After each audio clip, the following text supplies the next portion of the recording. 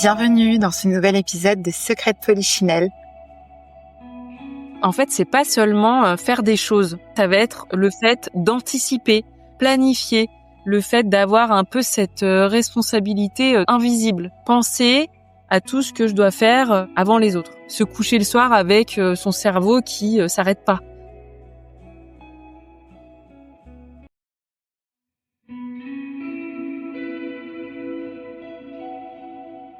Vous avez du mal à retrouver le sommeil?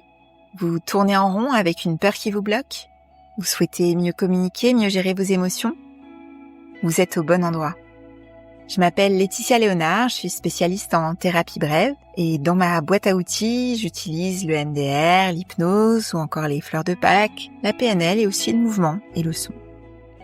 Dans ce podcast depuis 2020, avec Secrets de Polichinelle, je vous propose des outils, des conseils pratiques, des interviews de praticiens du bien-être et des témoignages d'expérience pour vous inspirer et vous aider à passer à l'action. Et si vous voulez prolonger cette dose de motivation et de bonne humeur, je vous envoie chaque mois une newsletter avec encore plus de ressources. Si vous avez envie de venir au cabinet, à Paris ou en visio, ou de vous inscrire à la newsletter, je vous mets le lien en description. Et puis je vous remercie d'être de plus en plus nombreux et nombreuses à écouter ce podcast. Vos partages sont importants pour le faire connaître. Bonne écoute!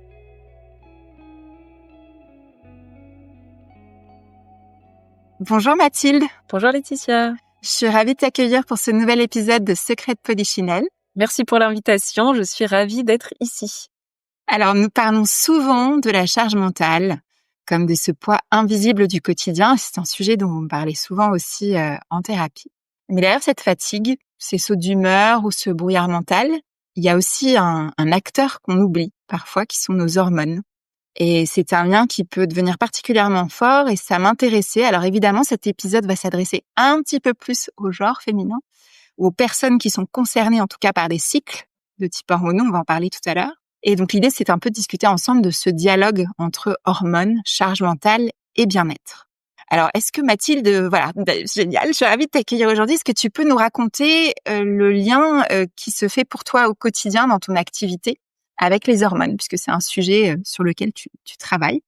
Ouais, super. Alors déjà, c'est un super sujet, donc merci de l'aborder. Donc évidemment, ça va, je pense, parler à beaucoup de femmes. Oui. On va pas se le cacher, hein. En général, cette charge mentale, alors oui, elle est plutôt associée déjà aux femmes. Et en plus, tu l'as très bien dit, le fait que nous soyons en fait cycliques, avec des variations hormonales importantes.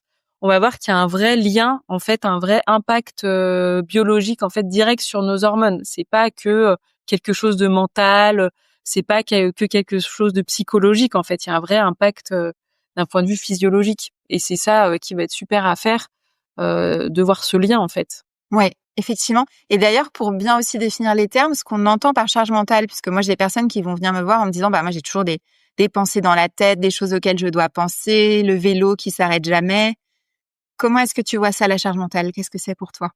Alors ouais, c'est une super question. Moi, je dirais que en fait, c'est pas seulement faire des choses. Tu vois, ça va Oui. être le fait d'anticiper, le fait de devoir planifier, le fait d'avoir un peu cette responsabilité, tu l'as très bien dit, invisible, tu vois.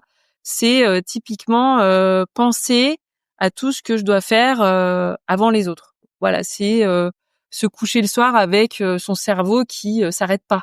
C'est penser au repas que je dois faire demain, c'est penser à tel suivi cliente, c'est penser à l'anniversaire à organiser, au linge à faire. C'est vraiment ça, c'est ton corps qui va te demander en fait de te reposer, mais ton mental qui va pas s'arrêter. Pour moi, c'est un petit peu ça. Je suis assez d'accord avec toi. C'est effectivement d'être tout le temps dans cette espèce d'anticipation de tout ce qu'il y a à faire, de se rajouter des couches qui rajoutent aussi du stress et de la pression au quotidien entre le travail, les enfants. Souvent, ça s'accélère aussi quand il y a les enfants qui arrivent. Parce qu'il y a de nouvelles choses à penser, il y a l'école, il y a voilà. Et c'est vrai. Alors pourquoi est-ce que c'est un sujet souvent plus féminin? Il y a pas forcément, on pourrait dire comme ça, non, il y a pas de raison. En tout cas, il se trouve que moi c'est un sujet que je vois beaucoup en thérapie, qui forcément me questionne. Alors évidemment, on peut travailler dessus en thérapie brève, on fait des choses très intéressantes avec le MDR, de l'hypnose pour alléger justement, pour alléger le mental. Mais parfois, ça suffit pas. Parfois, peut y avoir aussi des dérèglements autres. Et c'est vrai qu'on fait toujours attention aussi de vérifier quand il y a des fatigues qui s'installent ou des stress permanents, s'assurer aussi qu'il n'y a pas des choses à vérifier d'un point de vue physiologique. Justement, toi, quel lien tu fais entre ce stress et, alors, est-ce que finalement, c'est le stress qui va avoir un impact sur les hormones? Est-ce que c'est les hormones qui peuvent aussi nous dérégler? Comment ça se passe? Quel est le lien pour toi entre les deux? En fait, ça va être entre guillemets pas un impact invisible, mais en fait, c'est le fait d'avoir de la charge mentale, ça va mettre le cerveau en mode, on va dire, alerte de façon permanente, tu vois. Il va y avoir une activation au niveau d'un axe, voilà, qui hypothalamo-hypophyso-surrénalien, donc ça fait un petit peu peur comme ça, mais c'est en gros tout l'axe, tout tu sais, le système endocrinien, Oui. c'est voilà, un ensemble de glandes et d'organes qui vont produire les hormones. Et en fait, c'est l'activation de cet axe qui va faire que, le stress va activer le système nerveux sympathique, d'accord? Alors, on va peut-être expliquer un petit peu parce que je pense qu'il y en a plein qui vont pas savoir ce que c'est que le système nerveux sympathique, parasympathique. Donc c'est vraiment le fait que le corps, c'est comme s'il va, en fait, il va pas distinguer un stress entre guillemets vital, donc qui a un vrai danger, d'accord, d'un stress mental entre guillemets s'il y a une to-do list, on va dire infinie, d'accord. Je vais expliquer de façon assez simple en fait ce que c'est que donc le cortisol, qui est donc l'hormone entre guillemets du stress. Oui. Typiquement, si on rencontre un ours, alors là, le cerveau, il va directement détecter qu'il y a une menace, d'accord? Il va dire aux glandes surrénales, donc qui sont des glandes qui sont au-dessus des reins et qui font partie du système endocrinien, de pomper du cortisol à fond dans le sang, tu vois. Ouais. Donc, en fait, ce qui va nous permettre de passer de mode entre guillemets calme à mode alerte, d'accord? Et ce qui va prioriser les fonctions du corps. Donc là, à ce moment-là, tout ce qui va être, en fait, tout ce qui ne va pas être de l'ordre de la survie, donc tout ce qui va être la digestion, l'ovulation, peu importe, ça va pas du tout être une priorité. Aujourd'hui, ce qui se passe, c'est que on est tellement stressé au quotidien. Donc là, avec la charge mentale, on est en plein dedans. Il n'y a pas de menace de vie ou de mort, tu vois, directe, mais le corps, il va réagir exactement de la même façon. Tout à fait. C'est-à-dire que les glandes surrénales, elles vont toujours être sollicitées, et que si le corps comme ça est toujours un peu soumis à un stress permanent, ça va faire quoi? Ça va augmenter en fait le taux de cortisol. Donc on va avoir un taux de cortisol qui va être élevé, et tout ça, ça va faire l'effet cascade. Ça va avoir un impact sur les ovaires, ça va avoir un impact sur la thyroïde, ça va indiquer aux ovaires que c'est pas du tout le bon moment pour ovuler, par exemple. Le corps, il a vraiment perçu une source de stress en mode danger, alors qu'il n'y a pas de danger réel. Et donc c'est pour ça que ça fait un espèce d'effet cascade, d'effet domino, et qu'on voit direct des conséquences sur le cycle menstruel, que ce soit des douleurs au moment du cycle, des arrêts, ou tu vois, ou même les femmes qui ont plus leurs règles. Voilà, le fait d'avoir un haut entre guillemets niveau de cortisol, c'est ça qui va faire l'effet sur d'autres glandes et organes. Très clair. Et pour expliquer pour ceux ou celles qui ne connaîtraient pas le système nerveux sympathique, c'est finalement la partie de ton corps qui s'active automatiquement quand il perçoit un danger ou un stress. C'est un peu le bouton alerte, quoi, le bouton alerte du corps qui se met en mode action face au stress ou au danger. Alors, évidemment, un peu de stress, c'est nécessaire, on en a besoin, mais c'est la quantité et le fait que ça devienne du stress chronique, effectivement, qui devient un sujet. L'idée, c'est effectivement de se dire, on veut pas enlever tout le stress, mais que parfois on n'a pas besoin. Et ce que je raconte souvent, quand on parle de MDR, c'est ce qui se passe quand il y a des mémoires traumatiques, c'est que finalement, on a été dans une situation de danger et on n'a pas pu fuir, on n'a pas pu attaquer et on se fige. Et donc là, voilà, il y a un sujet et parfois ce figement réapparaît plus tard sous d'autres formes. Et donc, ça peut aussi derrière avoir également un impact sur la santé physiologique, bien évidemment. Et donc, est-ce que tu peux nous raconter un petit peu, Mathilde, toi, ton lien justement avec ce sujet des hormones? Quel est ton métier? Raconte-nous. Moi, mon métier, je suis en fait coach en santé hormonale, donc c'est assez spécifique. Donc en fait, j'accompagne les femmes qui souffrent de déséquilibres hormonaux, donc soit qui ont eu un diagnostic type SOPK, endométriose, ou qui souffrent, tu vois, d'un syndrome prémenstruel qui va être vraiment costaud, ou qui ont eu un bébé, qui sont en postpartum, ou qui sont dans leur période en fait de vie de femme qui s'approche de la ménopause tout simplement, donc qui sont en périménopause et qui se demandent un petit peu ce qui peut un petit peu se passer au niveau de leur corps. Donc moi, je les accompagne à déjà comprendre pour que tout simplement elles retrouvent de l'énergie, surtout de l'autonomie. Pour moi, c'est très important qu'elles comprennent ce qui se passe dans leur corps, le fonctionnement de leur corps, et retrouver évidemment de l'énergie pour vivre leur meilleure vie, quoi. Génial, tout un programme. Et alors, finalement, tu es formée est-ce que tu es formée en naturo? Enfin, comment est-ce que tu as fait ta formation?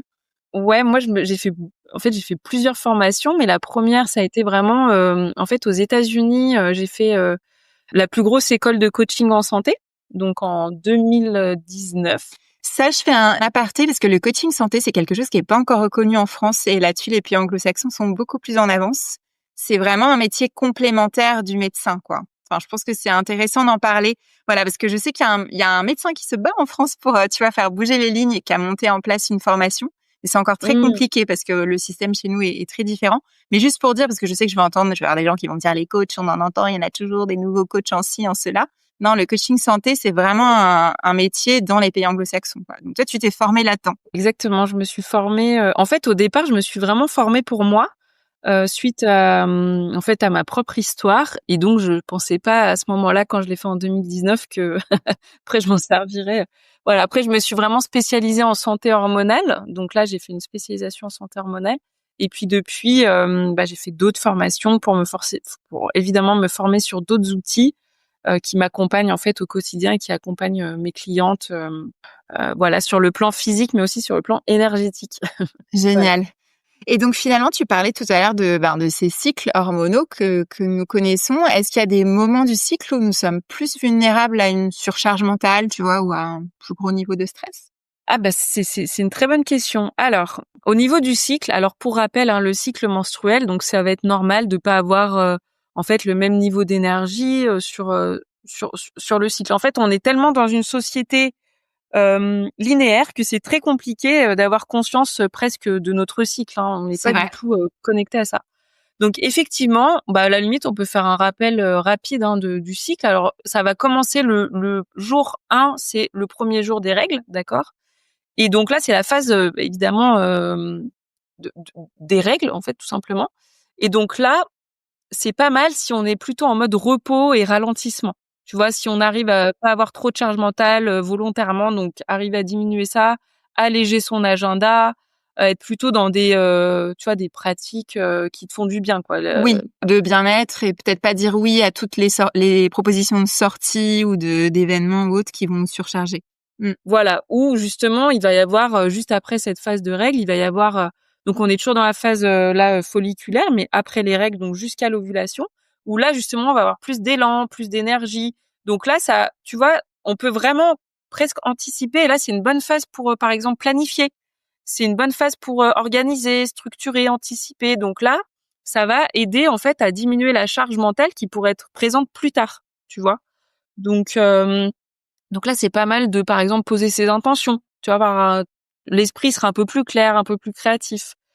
Après l'ovulation, là, l'ovulation, évidemment, c'est un peu le côté plus la phase idéale pour communiquer ses besoins. Donc, ça va réduire la charge mentale dans le sens où on peut dire non plus facilement, on peut demander de l'aide plus facilement, on peut avoir peut-être des discussions, que ce soit avec son partenaire, sa famille, peut-être pour mieux répartir les tâches. Tu vois, ça peut être un bon moment parce qu'on va être vraiment en mode on est plus confiante, on est plus sociable, on a voilà, tu vois, plus côté confiante.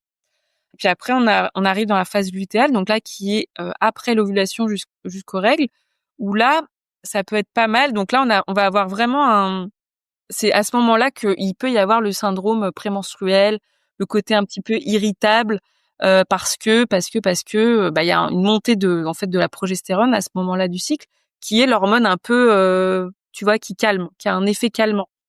Et donc là, ça peut être pas mal de, pareil, anticiper certaines tâches pour pourquoi pas éviter, je sais pas, un quelconque débordement en fin de phase, tu vois, de la phase lutéale, de pas trop surcharger non plus sa to-do list, tu vois, plutôt d'essayer de prioriser. Ça peut être pas mal aussi. Et puis tout ce qui va être, voilà, là c'est un bon moment pour faire des choses aussi douces, tu vois, de prendre soin de son système nerveux, voilà, d'être plus en mode je ralentis et je me simplifie la vie, tu vois, pour éviter que justement on ait une surcharge un peu mentale. Si on arrive déjà à faire ça, Franchement, ça sera déjà super, je me dis. Petit aparté, bon, moi je trouve ça hyper important et c'est vrai que ça c'est un savoir qu'on commence à peine à se réapproprier. Il y a encore du boulot de comprendre comment on fonctionne, quels sont nos cycles, etc. Si on est sous pilule, ça c'est un petit peu faussé. Ah bah non, mais c'est pas qu'un petit peu faussé, c'est que c'est complètement faussé. Voilà. Non, mais je pense que c'est important de le dire aussi pour les personnes qui passeraient par là, parce que en fonction de vos choix de contraception ou pas, ça va aussi avoir un impact sur le fait de pouvoir se connaître et de comprendre l'impact des choses, du stress et autres sur nous. C'est vrai que ça va aussi jouer. Tellement, tellement, et c'est super, enfin que tu le mentionnes parce que il y a encore, même en 2025, tu vois, il y a encore peu de femmes en fait qui connaissent le fonctionnement de la pilule. Donc la pilule, ça met entre guillemets, ça bloque tout en fait. Hein. Donc ça va être très difficile en fait d'analyser, d'essayer de suivre son cycle parce que tout est faussé. Donc vraiment, après évidemment de le faire en conscience.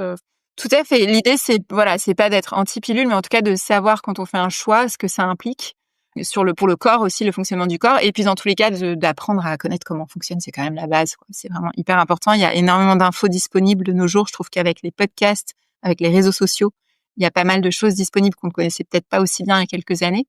Donc, c'est vrai que c'est important. Et alors là, tu me parlais des moments du cycle. Il peut y avoir aussi, donc on a parlé de la pilule. Et après, il peut y avoir aussi, je sais qu'il y a beaucoup de femmes qui ont des sujets d'endométriose, de SOPK, là aussi, ça peut avoir un effet par rapport au stress, par rapport à ce cortisol, comment ça joue? Ah oui, oui, oui, de toute façon, faut savoir que avec cet effet un peu cortisol, donc on va retrouver en haut de la hiérarchie des hormones, hein, c'est pour ça qu'il va y avoir cet effet un peu domino, un peu cascade. Il peut y avoir mais tellement de conséquences au niveau du cycle. Il peut y avoir soit un cycle qui va être plus court, soit un cycle qui va être plus long, soit une ovulation qui va être absente, voire ou retardée. Tu vois, il va y avoir des symptômes de syndrome prémenstruel qui vont être plus importants. Ça, c'est juste au niveau du cycle, mais après, il peut y avoir plein, en fait, même au niveau digestif, au niveau, en fait, sur tous les plans finalement, que ce soit des tensions musculaires, des migraines, que ce soit un manque d'énergie au réveil, la fatigue chronique, le fait que, tu vois, il y a une baisse au niveau de la libido. Ça aussi, on n'en parle pas trop, mais en fait, si le corps il a pas vraiment d'énergie pour le plaisir, à ce moment-là, il est vraiment en mode survie. Hein. On a vu que malheureusement, voilà le mode survie est présent plus, et en fait voilà, après il y a des conséquences surtout, que ce soit d'un point de vue digestion, voilà. Donc c'est vrai que, et puis encore plus entre guillemets, quand il y a eu un diagnostic d'endométriose et SOPK, voilà, il va y avoir en fait une multitude de symptômes, et cet aspect de charge mentale, cet aspect de prendre soin, chouchouter son système nerveux, c'est sûr que ça va faire partie des choses à aller explorer, évidemment, ouais. Mmh. Et finalement, alors comment on fait? Parce que le sujet aussi, c'est que typiquement, alors en France, on a tendance à dissocier quand même encore pas mal le corps et l'esprit, tu vois? Même si on commence à en parler un peu différemment, contrairement peut-être à la médecine chinoise, par exemple. Donc l'idée, c'est de se dire, peut-être en tout cas de quand on a des sujets, alors d'un côté ou de l'autre, mais en tout cas de penser à faire ce lien-là. C'est-à-dire que si on rencontre des sujets au niveau du cycle, au niveau de tout ce qui est féminin, hormonal, etc., de penser à se dire, ok, comment est-ce que je suis dans mon quotidien en termes de stress, en termes de charge mentale, et qu'est-ce que je mets en place pour alléger ça, en fait, finalement. Il y a aussi ça, cette dimension-là, Ouais, vraiment. Ouais. qui est un peu clé dans nos sociétés modernes. Enfin, clairement.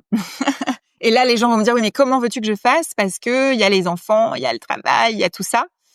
Bon, moi, j'aime bien ressortir le masque à oxygène, quoi. Le masque à oxygène dans l'avion, si on le met pas sur soi, on va pas pouvoir le mettre sur les autres, et notamment sur ses enfants. Donc, à un moment donné, c'est aussi une question de survie. C'est aussi une question de vie. Et de comment on fait pour être en bonne santé le plus longtemps possible. C'est aussi ça, ce sujet-là qu'il y a derrière. Déjà, non, mais je pense que c'est bien si on arrive, tu vois, à donner quelques conseils pour évidemment alléger cette charge mentale, mais dans aussi le but de rééquilibrer ses hormones finalement, parce que on voit bien que tout est lié. Je pense que la première étape, je sais pas ce que tu en penses, mais la première chose peut-être, ça serait vraiment déjà d'en prendre conscience et d'arriver à peut-être nommer les choses, tu vois. Et moi, je sais qu'il y a quelque chose qui marche très bien pour moi, c'est le fait d'écrire. D'écrire noir sur blanc, en fait, tout ce qui tourne. Tout ce que... Tout à fait. Avoir un carnet, quelque chose, le soir avant de dormir ou le matin au réveil. mais tellement. Mais ça, moi, ça m'a tellement changé la vie de poser par écrit avant de dormir. Mais vraiment, je le fais même pas 5 minutes, hein. Mais ça suffit en fait pour justement se Se coucher décharger. l'esprit vraiment ah ouais, tranquille quoi. Et puis après de pourquoi pas se dire OK, mais en fait tout ne relève pas de moi en fait. Il y a aussi je sais pas mon partenaire de vie, il y a aussi mes collègues à mon travail, il y a aussi ma famille. Tu vois le fait d'en prendre conscience, je trouve que c'est déjà une première bonne étape entre guillemets. Tout à fait. Et après, peut-être de commencer à se dire, est-ce que je délègue suffisamment? Qu'est-ce que je peux déléguer? Est-ce que tout est à 100% à la même ordre d'importance aussi? Parce que effectivement, on les connaît, les profils perfectionnistes et on veut tout faire bien. OK, mais qu'est-ce qui se passe si là, il y a, OK, peut-être un truc que je vais faire un peu moins bien. Quel est l'impact? Est-ce que c'est vraiment une question de vie ou de mort? Est-ce qu'on peut un petit peu se lâcher la grappe? Et puis, bien sûr, de se faire aider si on en a besoin, hein, évidemment. Hein. L'idée, c'est de pas rester dans son coin non plus. Mais déjà, d'en prendre conscience, ouais. Et puis en fait, je rebondis sur ce que tu dis parce que c'est super important. Ça va nous apprendre à demander de l'aide en fait. Et moi, j'expérimente vachement ça depuis que je suis maman. Parce qu'en fait, on a vraiment tendance à croire qu'on peut tout faire toute seule, mais pas du tout en fait, pas du tout. C'est vrai. Souvent, on a été soit éduqué comme ça, soit c'est quelque chose que naturellement on cherche à faire. Et ça, c'est vrai que c'est un vrai changement d'état d'esprit aussi parfois. Hein. C'est pas toujours évident. Ouais, non, et parce que en fait, on en a conscience, mais dans la mise en pratique, c'est pas du tout évident en fait. Ouais, et je renvoie en parallèle à un épisode que j'ai fait avec une thérapeute de couple où on parle de la communication dans le couple. Ça aussi, c'est Ah important. super. De pouvoir verbaliser les choses quand tu parlais de verbaliser ses besoins. Hyper Ouais, important. vraiment. Donc ça, déjà, prendre conscience et puis apprendre à demander de l'aide aussi quand même.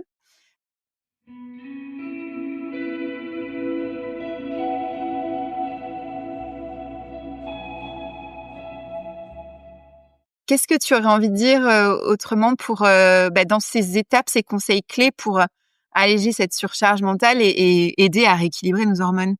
Alors, je vois encore plusieurs aspects. Je dirais que évidemment de chouchouter son système nerveux, de trouver ce qui nous donne de l'énergie, ce qui nous fait du bien. Est-ce que ça va être, je sais pas, d'aller me balader? Est-ce que ça va être de faire un tel type de yoga? J'en sais rien. Est-ce que ça va être de me concentrer sur mes respirations? Mais de trouver en fait un petit quelque chose qu'on va faire au quotidien, même si c'est 5 minutes par jour, mais en fait qui va faire une énorme différence sur le long terme. Donc moi je dirais ça, de trouver ces ressources en fait.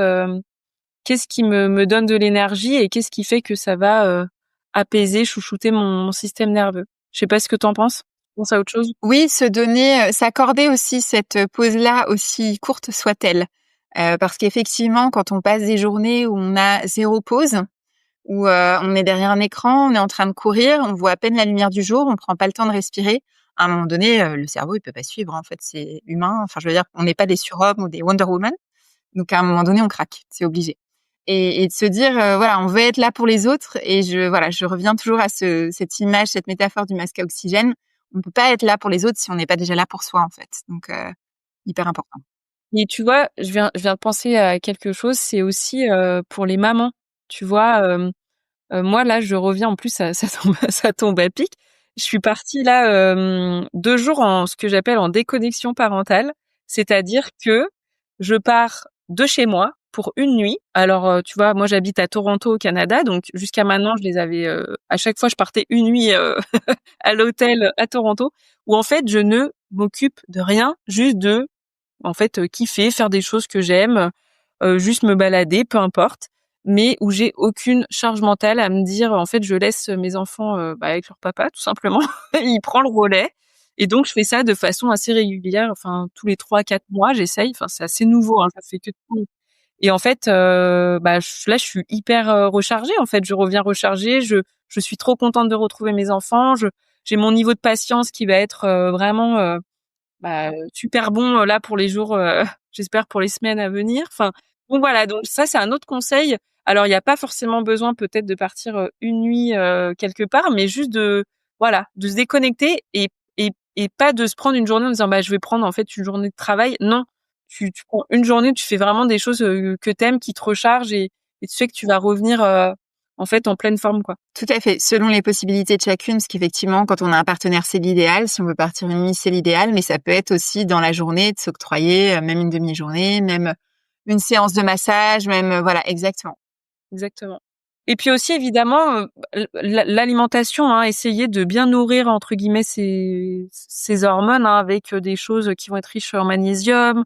Donc là qui va aider aussi à tout ce qui va être production de cortisol, tout ce qui va être donc là par exemple, on peut manger du chocolat noir, Oui, des vive le noix. chocolat noir. Oui, tout à fait. Tous les légumes verts, toutes les vitamines B, donc bon, les lentilles, les bananes, les œufs, ça va aider aussi à l'équilibre hormonal, tout ce qui va être oméga 3 pour soutenir l'équilibre émotionnel. Enfin voilà, il y a quand même beaucoup de choses à mettre en place. Les petites sardines là, Tout très à fait, importantes. tout à fait. Les Ouais. poissons gras, les graines de lin, ça va aider sur plein de points. Et puis évidemment, oui, voilà, je pense que si on arrive à avoir un petit rituel au quotidien, pour en fait, enfin voilà, vraiment prendre soin de soi, ça va vraiment en fait faire la différence sur le long terme, c'est Bien évident, sûr, quoi. ouais. Un élément important, effectivement, l'alimentation dont on a parlé beaucoup avec une nutritionniste et le sommeil aussi dont j'ai beaucoup parlé là dans la précédente saison. Donc, bien sûr, hyper important. Alors, il y a des phases de vie quand on est jeune maman, quand on est voilà où ça peut être un petit peu bousculé et on doit s'adapter. Après, tout passe comme on dit. Mais voilà, c'est important de voilà que ce soit via. Alors moi, je prône la sieste. Hein, je suis une adepte de la sieste, même si c'est une micro sieste qui régénère. C'est vrai que toutes les occasions sont bonnes. Et puis tu vois, tu disais alors évidemment, il y a même des petits voilà, des petits conseils qu'on peut mettre en place, essayer d'en fait d'avoir alors ça peut paraître un peu ennuyant, mais en fait c'est hyper important d'avoir une espèce de régularité, d'aller se coucher presque tous les jours à la même heure, de se réveiller à la même heure, évidemment de limiter les écrans avant le dodo, bah voilà, et de en fait s'exposer à la lumière du jour dès le matin. Ça va aider à réguler le rythme circadien de façon générale et donc tout ce qui va être cortisol. Donc en fait rien que ça peut déjà faire une différence énorme. Et là, avec l'automne, l'hiver, ces périodes-là, hyper important quand on est sensible à la déprime saisonnière, de faire de la luminothérapie, ça aide aussi beaucoup. Mais rien que la lumière, quand on a un petit peu le matin, même un tout petit peu, c'est toujours ça de prix. Ouais. Mais ça fait déjà pas mal de conseils concrets. En tout cas, même si on en pioche un ou deux pour commencer, pas se mettre trop de pression non plus, hein, toujours dans la même idée d'y aller petit à petit. Exactement.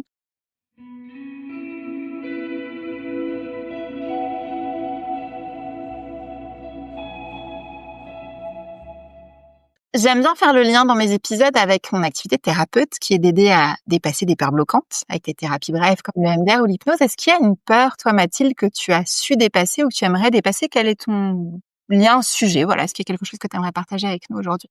Alors c'est une bonne question et en fait ça me fait tout de suite penser moi en fait pour partager ça avec vous, j'ai découvert que j'avais de l'endométriose en fait quand on m'a enlevé un rein parce que j'avais des lésions d'endométriose qui bloquaient le rein et donc le rein ne fonctionnait plus en fait tout simplement. Et c'est marrant parce que enfin c'est marrant, je sais pas si c'est le bon mot mais en Oui, j'entends. médecine chinoise en fait le rein est relié aux peurs. Et donc, je sais pas, j'ai pas la réponse exacte du pourquoi je me suis fait enlever ce rein en lien avec la peur, mais en tout cas, je ferme pas la porte sur l'idée que peut-être il y ait du transgénérationnel, voilà, il y a peut-être des peurs qui m'appartenaient pas. Qui t'appartenait pas et dont tu avais besoin de te défaire. Ouais. Et c'est génial, Mathilde, parce que tu fais des liens avec mes épisodes. J'adore. Merci beaucoup. Ah ouais, Donc pareil, parfait. psychogénéalogie, on en a parlé aussi il y a quelques mois, donc n'hésitez pas à aller voir si c'est un sujet qui vous intéresse. Effectivement, le transgénérationnel, ça peut être un sujet à explorer. Parfois, on apprend des choses très intéressantes et on peut se défaire de choses qu'on trimballe et qui ne sont pas les nôtres. Et puis finalement, si justement, en parlant de choses qu'on ne sait pas ou de choses qui ne sont pas les nôtres ou de secrets, quel autre secret de Polichinelle est-ce que tu aimerais voir abordé dans un prochain épisode? Moi, je dirais tout ce qui est évidemment en lien avec la santé de la femme, parce que c'est quand même, je trouve que c'est encore un sujet malheureusement qui est encore trop tabou, hein, même dans notre société actuelle, et tout ce qui est sur, je dirais, périménopause, ménopause. Voilà, le fait que en fait c'est vraiment un passage magnifique, formidable, que c'est juste le cycle de la vie et que d'arriver à ce stade, il y a une espèce de sagesse Tout à fait. Et ça peut se passer très bien, de façon très sereine. Donc, c'est bien de le dire aussi et de le partager. Merci. Comment est-ce qu'on fait pour te suivre, Mathilde? Je sais que tu as un compte Instagram, je mettrai le lien. Je sais que tu as un podcast aussi. Je mettrai tout ça en description. Tout à fait. Donc, j'ai mon compte Instagram où j'adore échanger en fait, notamment en messages privés. J'ai mon site endo-bloom.com. J'ai mon podcast qui s'appelle Au cœur de mon cycle et qui parle de santé féminine, évidemment. Et voilà. Et donc, je propose des accompagnements en fait avec un test pour vraiment nous montrer ce qui se passe d'un point de vue cellulaire. Donc, comment en fait ce qui se passe d'un point de vue des cellules pour comprendre et pas du tout en fait faire de suppositions. Donc ça, c'est un test capillaire qui s'appelle le test HTMA. Et donc, j'ai aussi l'autre aspect qui est l'aspect un peu plus énergétique parce que pour moi, ça va tellement ensemble, en fait. Oui, c'est super de voir ce qui se passe d'un point de vue cellulaire, mais si d'un point de vue énergétique, tout est déséquilibré, c'est aussi important de rééquilibrer tout ça. Donc voilà, j'accompagne sur ces deux aspects-là. Alors, je peux faire que le physique si l'énergétique, ça parle pas, ça parle pas à tout le monde. Mais voilà ce que je propose. Canon. Bah, écoute, moi, je suis partisane de ces approches psychocorporelles, énergétiques, parce que voilà, je pense que la médecine chinoise, la médecine indienne le fait très bien depuis bien longtemps, et que quand on l'expérimente, quand on a la chance de l'expérimenter, on a déjà parlé d'énergétique aussi dans le podcast. C'est des choses à expérimenter. Souvent, je trouve que ça passe plus par l'expérience, parce que ça peut parfois nous perturber dans nos approches très cartésiennes. Et ça peut être tout à fait complémentaire, effectivement. Pour moi, ça ne s'oppose pas. Et de la même manière qu'en thérapie brève, je trouve hyper important d'inclure le corps parce qu'on n'est pas que des cerveaux. Mais c'est le mouvement aussi très important. Donc, super. Mais merci beaucoup, Mathilde. Évidemment, on aurait pu en parler pendant des heures. C'est vrai.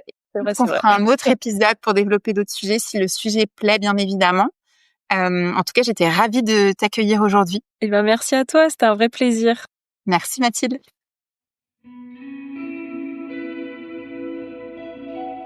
Merci d'avoir écouté cet épisode de Secret de Polichinelle. Si l'épisode t'a plu, je t'invite à le partager avec tes proches, avec ton entourage, à mettre aussi un avis 5 étoiles ou même à me laisser un commentaire.